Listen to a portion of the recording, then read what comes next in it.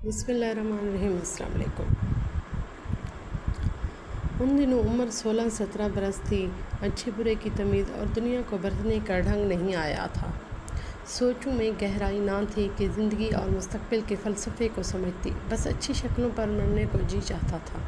یہ عمر کا وہ دور تھا جب دل کو ساتھی کی تلاش ہوتی تھی۔ میں بھی بے مقصد نہیں جھانکتی تھی، نظروں کو حسین ساتھی کی آرزو میں بے قرار رہتی تھی، اور میری بھولی ماں میری نظروں کا مفہوم نہ سمجھ سکی۔ تبھی انہوں نے کبھی چھت پر جانے سے منع نہیں کیا۔ ان کا خیال ہوگا کہ یہ اور تو کہیں نہیں آتی جاتی، ایک چھت پر ہی تو ہے، کھلی فضا میں سانس لے لے۔ یہ اتوار کا دن تھا۔ کافی دنوں سے سامنے والی بلڈنگ میں بالائی منزل پر جو فلاور خالی تھا، آج وہاں زندگی کے آثار نظر آئے۔ ایک خوب برو نوجوان گیلری سے جھانک رہا تھا۔ اچانک اس نے نظر اوپر اٹھائی اور مجھے چھت کے منڈیر پر ایک جانب تکتے پایا۔ بے اختیار وہ معنی خیز انداز میں مسکرا دیا اور میں جھنک کر پیچھے ہو گئی۔ اب چین کہاں تھا؟ ذرا دیر تک پھر جھانکا۔ اس شوخ نے خوش دلی سے ہاتھ ہلا دیا۔ میری نوید سے شناسی میں بس ایسے ہی ایک جھلک سے شروع ہوئی، ہو کر ایک مکمل داستان پر ختم ہوگی، مگر زندگی کا یہ سفر منزل پا لینے کے باوجود بھی نامکمل رہ گیا۔ ایک روز جب چھت پر جھانک ہی رہی تھی تو نوید مجھے اشارہ کر رہا تھا کہ میری شامت اعمال والد صاحب گلی سے نمودار ہو گیا اور وہ گھر کی جانب آ رہے تھے۔ میں تو اپنی دنیا میں کھوئی ہوئی تھی کہ آنے کا احساس ہی نہ ہوا۔ ابو نے مجھے نگاہوں کی زبان میں نوید سے گفتگو کرتے دیکھ لیا۔ گھر آئے تو والدہ سے پوچھا، سلطانہ کدھر ہے؟ چھت پر ہوگی یا یہیں کہیں؟ انہوں نے شانے بے نیازی سے جواب دیا اور اپنے کام میں مصروف ہو گئیں۔ زہرا بیگم، کمال ہے، تم روان بیٹی کی ماں ہو اور تم کو خبر نہیں کہ تمہاری بیٹی کہاں ہے؟ اگر چھت پر بھی ہے تو اس پر بھی بھر دو۔ دوپہر میں وہاں کیا کر رہی ہے؟ اب مجھے کیا خبر بھائی، میں تو کچن میں کام کر رہی ہوں اور کھانا بنانے میں مصروف ہوں۔ کھانے کو چھوڑو، بیٹی کی خبر لو، چھت پر جاؤ، دیکھو وہاں کڑتی دھوپ میں کیا کر رہی ہے۔ والد صاحب کی سخت تیور دیکھ کر امی اوپر آئیں تو زینے پر چڑھنے لگیں۔ اس کے قدموں کی آواز میرے کانوں پر کھڑی ہوئی اور زینے سے پر پہنچ گئی اور ان کی چھت تک پہنچنے کی نوبت نہ آئی۔ چلو، تمہارے ابو آ گئے ہیں اور تم کو پوچھ رہے ہیں۔ میرا دل دھڑک اٹھا۔ خدا نہ کرے کہ مجھے نوید سے اشارے میں بات کرتے تو نہیں دیکھ لیا۔ دل درست اچھے سے دھڑکا تھا۔ انہوں نے ڈپٹ کر مجھ پوچھا تو اتنی پیش کی، اور اس وقت چھت پر کیا کر رہی تھی؟ کیا سامنے کی بلڈنگ میں تمہاری کوئی سہیلی رہتی ہے؟ اس کا دو معنی جملہ بھی مجھے تازیانے لگا اور جھری جھری کر لیا۔ بس اس قدر سے کہہ سکی کہ وہ ابھی اس وقت غصہ پی گیا، لیکن دل میں جس خدشے کا سر اٹھایا تھا اس نے ایک بار فکر کا روپ دھار لیا، جو تب تک کے مانند بابا جانی کی ہڈیوں میں گلتا گیا۔ والدہ کچھ ٹھنڈے مزاج کی تھیں اور بالکل عجلت پسند نہ تھیں۔ وہ کام جو ماؤں کا ہوتا تھا وہ والد صاحب خود سر انجام دینے کی ٹھان لی۔ دن رات مجھے بیانے کے وچار سازی میں لگ گیا۔ قریبی دوستوں سے ذکر کیا کہ میری بیٹی کا رشتہ تلاش کریں، خاندان میں ایسا کوئی اچھا رشتہ موجود نہیں۔ آدمی کی جستجو میں لگ گئے تو کامیاب ہو جاتی۔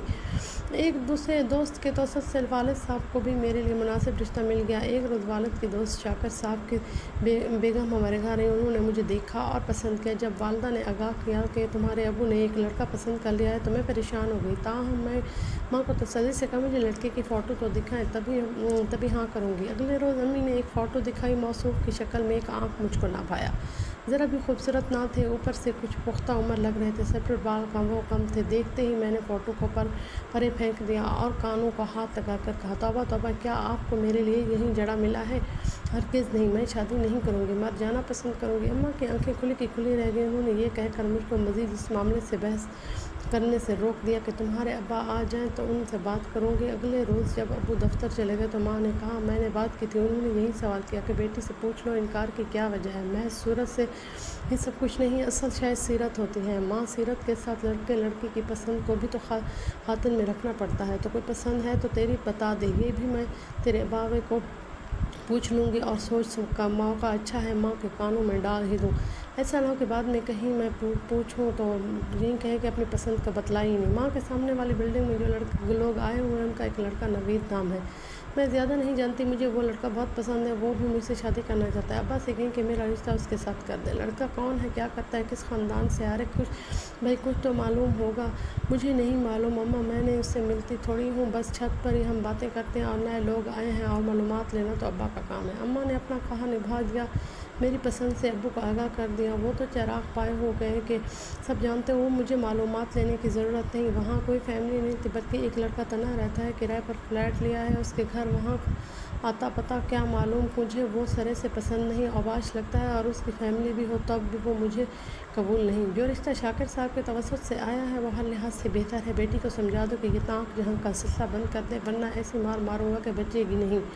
اماں مجھے کیا بتائیں، وہ یہ بات سب بلند آواز کے سامنے گرج برس کر کہہ رہے تھے۔ اب ان کا کہا پتھر کی لکیر تھا اور مزید کچھ کہنے سننے کی گنجائش نہیں تھی۔ وہ کسی اجنبی سے رشتہ نہ کریں گی۔ اگلے روز شام کو شاکر صاحب اور ان کے ہمراہ و عزیز میرے رشتے کے طالب قیوم صاحب اور ان کے صاحبزادے بھی تشریف لائے۔ ان لوگوں کے والد صاحب نے چائے پر بلایا تھا تاکہ امی بھی لڑکے کو دیکھ لیں، اس سے بات چیت کر لیں اور اماں کی تسلی بھی ہونی چاہیے۔ والدہ نے بات چیت کر لی اور انہیں بھی فہد پسند آ گیا، بلکہ وہ اس کے رشتے کی طرفداری کرنے لگیں۔ جب یہ لوگ ڈرائنگ روم میں تھے تو میں چھت پر گئی اور ان لوگوں کو جاتے دیکھا تو پہلی ہی نظر میں یہ لڑکا بے حد برا لگا جو کہ اس گھر کا متوقع داماد تھا۔ اس وقت سوچ لیا کہ جان دے دوں گی مگر اس سے شادی نہیں کروں گی، اپنے خوابوں کے شہزادے سے ہی کروں گی، جو اس قدر خوبصورت اور ہینڈسم تھا، جسے کسی ملک کا پرنس ہو جب کہ راستہ نہ ملا اور پہاڑ کا عشق میں پک کر ڈالتا ہے۔ میں بھی ایک عجلت میں خط لکھا نوید کی طرف اچھل دیا۔ وہ دوڑ کر آیا اور خط اٹھا لیا۔ خط میں تمام احوال درج کر کے لیے اسی طرح ایک بار ملو تاکہ ہم مستقبل کا فیصلہ کر سکیں، ورنہ بہت دیر ہو جائے گی۔ شام کو اس نے گیلری سے قریبی پارک کی جانب اشارہ کیا اور 2 انگلیوں سے 11 بجے کا وقت بتایا۔ والد صاحب دفتر گئے تو کبھی امی سے نہ کہا کہ کسی سہیلی سے کی طرف جانا ہے۔ پہلی بار ان کی منت کی کہ رافعہ کے گھر جانا ہے۔ وہ بولیں ذرا کام سے فارغ ہو جاؤ تو چلتے ہوں۔ آپ کبھی بھی فارغ نہیں ہو سکتی کیونکہ آپ کا کام تو ختم ہونے میں نہیں آتا، تب تک ابو گھر لوٹ آئیں گے، اس وقت ہو جائے گا۔ رافعہ کا گھر نزدیک ہی تھا، ساتھ ہی والے پارک کے پاس ہے۔ بولی ماں کو کچھ سمجھ میں نہیں آیا۔ وہ میری منت سے باتوں میں آ گئیں اور بولی اچھا جاؤ لیکن جلدی واپس آ جانا، آدھے گھنٹے سے زیادہ دیر نہ لگانا، ورنہ میں خود تم کو لینے رافعہ کے گھر آ جاؤں گی۔ خدا کا شکر ادا کیا، دوڑی ہوئی کمرے میں گئی اور جلدی سے لباس تبدیل کر کے گھر سے نکل گئی۔ پارک کا راستہ صرف 5 منٹ کا تھا۔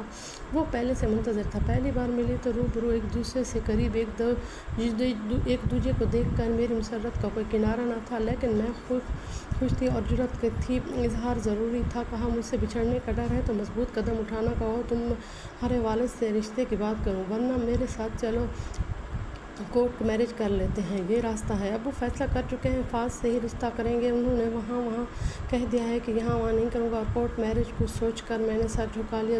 دیکھو میں تنہا ہوں، میرے بزنس کے لیے یہاں رہ رہا ہوں، میرا کوئی رشتہ دار نہیں، نہ بزرگ ہے تمہارے ابا سے رشتہ لینے، البتہ 2 دوست ہیں، وہ آ سکتے ہیں میرے ساتھ، بس رہنے دو۔ ابا کہیں گے کہ خاندان کا پتہ نہیں، چلے آئے ہو رشتہ مانگنے، کیا رشتہ یوں طے ہوتے ہیں؟ مجھے پتہ ہے کہ وہ ایسا ہی نہیں کہیں گے۔ 2-3 دن سوچ بچار میں دن گزرا اور ادھر ماں بابا میری شادی کی تذکروں میں لگے ہوئے تھے کہ ادھر نوید کے ساتھ ہمیشہ زندگی کے خوبصورت خواب بن رہی تھی، دلانے لگی۔ اور ایک رات جب امی ابو سو رہے تھے تو چپکے سے دروازہ کھول کر نکل گئی اور کار میں بیٹھ کر ہمیشہ کے لیے گھر چھوڑ دی۔ یوں والدین کی بے خبری میں ان کی مرضی کے خلاف اپنی پسند کی شادی کر لی۔ نوید نے اس واقعے سے چند دن قبل سامنے والا فلیٹ چھوڑ دیا تھا اور وہ دوسرے فلیٹ میں مجھے لے آیا کہ جو کرائے پر لیا تھا۔ نوید کے کورٹ میرج کر کے خوش تھی، اگر والدین کو دھوکہ دینے کا قلق ضرور تھا، مگر وقت نے اپنی خوشی اور اپنے خواب زیادہ عزیز تھے۔ نوید نے کوئی کمی نہ کی، اچھا کھلایا پلایا۔ روز شام کو سیر پر جاتے۔ فلیٹ ہمارے گھر سے کافی دور تھا تو ایک پوش علاقے میں تھا۔ مجھ کو اپنے شوہر کے ساتھ کبھی خرچے کی تنگی محسوس نہ ہوئی، لیکن اس بات کا بھی علم نہ ہوا تھا کہ وہ کام کیا کرتا ہے، بس یہی کہتے تھے کہ ایک چھوٹا موٹا بزنس ہے۔ تم میرے بزنس کی تفصیل جاننے سے کیا غرض ہے؟ تمہیں تو بس خرچے کا سے مطلب ہونا چاہیے، وہ تم کو مل جائے گا۔ 4 سال سکون کے گزر گئے۔ ایک دن نوید سے چھپ کر امی سے فون پر بات کرنے کی کوشش کی۔ فون رافعہ کے گھر لگایا ہوا تھا تو اس میں منت کر کے امی کو بلوا لوں، والدہ نے مجھ سے بات کرنے سے انکار کر دیا۔ اب میں 2 بیٹیوں کی ماں بن چکی تھی۔ جس فلیٹ میں ہم رہتے تھے اس کے برابر والے فلیٹ میں ایک عمر رسیدہ نرس مریم وہاں رہا کرتی تھی۔ وہ بچوں کی پیدائش ہوئی تو اس کو بلا لیتی تھی۔ وہ میرے شوہر کی بہن بنی ہوئی تھی اور نوید اس کو مریم آپا بلاتے تھے۔ نوید چلے گئے اور پھر ان کی خبر نہ آئی۔ آپا کو پتہ ہے کہ وہ کسی ایجنٹ کے ذریعے گئے ہیں اور انہیں اس آدمی کی کھوج لگائی تو پوچھا نوید کو جیل ہو گئی ہے، وہ 1 ماہ ہو گیا ہے، واپس نہیں ہے، اس کی کوئی خبر نہیں، تو اس نے غیر قانونی طریقے سے جانے کی وجہ سے پکڑے گیا اور انہوں نے اس کا قید کر لیا گیا۔ وہ دوبارہ گئے، ان میں سزا کاٹ رہے ہیں۔ 3 سال گزر گئے، نوید لوٹے، نہ کوئی رابطہ نہ کچھ۔ میں کوڑی کی محتاج ہو گئی۔ 2 چھوٹی بچیوں کا ساتھ تھا، زیادہ پڑھی لکھی نہ تھی کہ نوکری کر لیتی۔ آپا خود بیوہ تھیں اور ایک ہسپتال میں جزئی وقتی کام کرتی تھیں۔ بیچاری کی تنخواہ ہی کیا تھی، اس کی اپنی مشکل سے پوری ہو رہی تھی۔ پھر ایک جہاں تک بن سکا دھارا دیا، آخر جمع پونجی زیور سب ختم ہو گیا۔ میں فلیٹ کا کرایہ دینے سے بھی قاصر تھی۔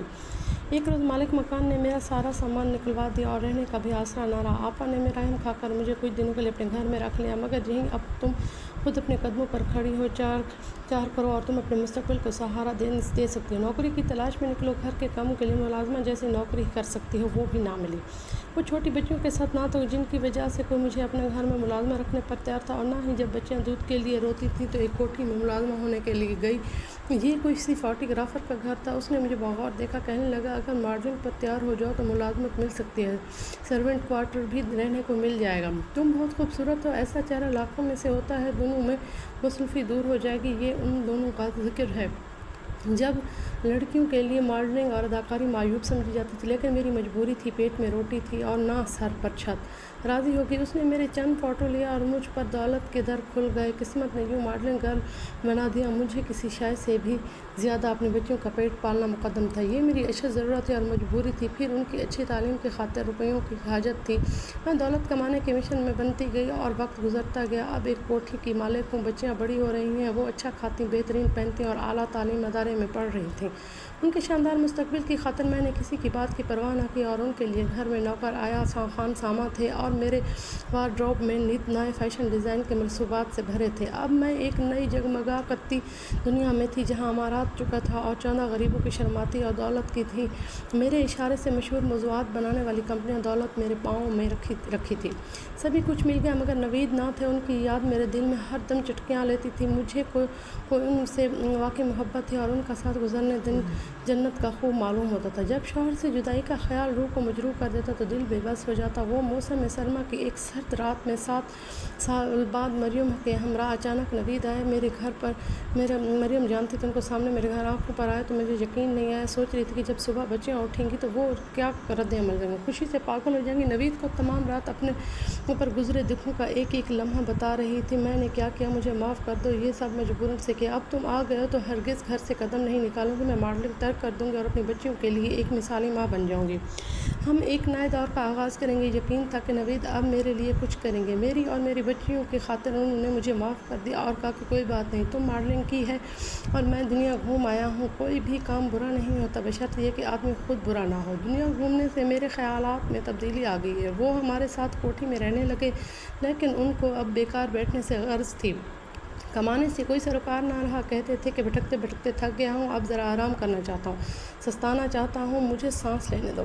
انہوں نے اتنا لمبا آرام کیا تھا کہ کمانے کا جو نہ رہے تھے، آرام کی سانس ہی راس گئیں اور مجھے کہتے ماڈلنگ نہ چھوڑو، اب محنت کر چکی ہو تو اپنے پیشے کو ترک مت کرنا۔ وقت ٹھہرتا ہے، میں سن کر رسید ہو جاتی کی طرف حسن میں وہ کوشش، وہ بات نہ رہی تو کام چھوڑ دیا، کیونکہ نئی خوبصورت تازہ لڑکیاں آ رہی تھیں، ان کی ماڈلنگ زیادہ تھی اور مجھے ڈھیر عمر سے کیا کام۔ ایسے میں عزت سے گھر بیٹھ جاتی ہوں، بھلا بچیاں جوان ہو گئی ہیں، جب کمائی کا راستہ بند ہو تو نوید کا پھر سے جگانے لگی، بہت ہو چکا آرام، اب تم اٹھو، کام کرو اور ہاتھ پیر ہلاؤ، تم مرد ہو، کما کر کھانا کھلانا، تمہارا گھر کو چلانا تمہاری ذمہ داری۔ میں تمہاری آدھی زندگی گزار چکی ہوں، مجھے میری زندگی کی بچیاں کچھ خوشیاں امید سے آخری دن میں ثابت ہوا جب اس نے کھل مل کر کہہ دیا کہ کچھ نہیں کر سکتا، کوئی کام نہیں کر سکتا، مجھے کمانے کی عادت نہیں ہے، یہ ہم اپنی بیٹیوں کے ماڈلنگ کو میدان میں لے آتے ہیں، یہ تم نے زیادہ خوبصورت ہیں، نوخیز چہروں سے مانگ ہوتی ہے اور تم آرام کرو، یہ تمہاری جگہ لے لیں گی۔ بیٹیوں کے باپ کے ارادے سے میری آنکھوں میں آنسو بہہ آئے اور میں نے کہا یہ کیا کہہ رہے ہو، گھنا راستہ چنا تھا، اتنے کشٹ اٹھائے تھے میں نے اس لیے کہ میرے نوخیز کلیوں سے ان کے باپ کی نظر سی یہ کمائی گئی کہ وہ کھائے گا، جب بھرم کا رشتہ ٹوٹ گیا تو بھی